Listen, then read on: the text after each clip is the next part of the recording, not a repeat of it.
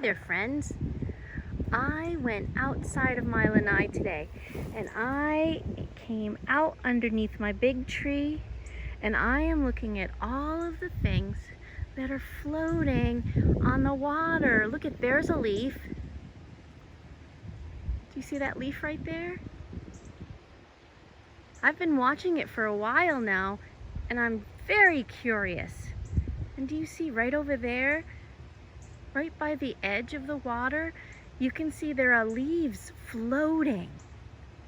What makes them float? I'm very curious about that. How about you? Would you like to do some lessons today? And we can look at things that float? Let's go back to my workstation. Hi there, friends.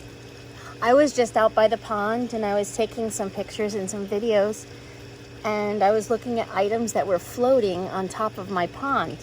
So then I went out and I picked up my bucket that I had in my room, and I thought we could try to see what types of things float. So I thought, I was very curious, so I got out my nature box and I thought I would try to see what types of items I could get to float on the water. Do you remember I have all my sticks and my stones and my shells? Maybe we can try a little bit of that experimentation today, because I'm very curious about that, aren't you? Doesn't that make you wonder what types of things can float and how do they float? What makes them float? So I thought I would get out my bucket, I would get out my materials, and these are materials that I found right outside. So I'm going to start. I'm going to take some of my, do you remember my leaves? They're starting to curl. They're drying out.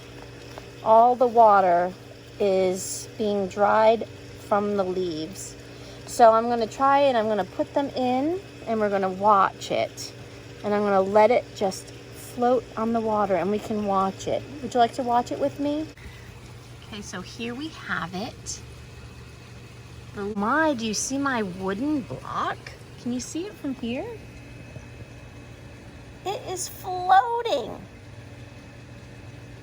Can you see it? Wow. I wonder why that piece of wood floats. Let's look at it from this angle. Amazing. Do you think you could go in? All right there, friends. We have our floating piece of wood in our container of water. Now, we know it's floating, and we know the minute we put a shell on the leaf, it's sunk to the bottom. Let's see what happens when I put a shell on my log. So there's one shell. Should we try another one? What do you think? What will happen if I put one more shell? Make your prediction. What is it going to do? Is it going to sink like my leaf sunk? Okay, let's try it. Here's shell number 2. It is still floating. Shall I try a third shell? All right, here we go. Oh! What happened? What did you see that happened? Quick, get a piece of paper and sketch what we see. We need to document this. We had our log and we put on 3 shells. The third shell made the log roll over.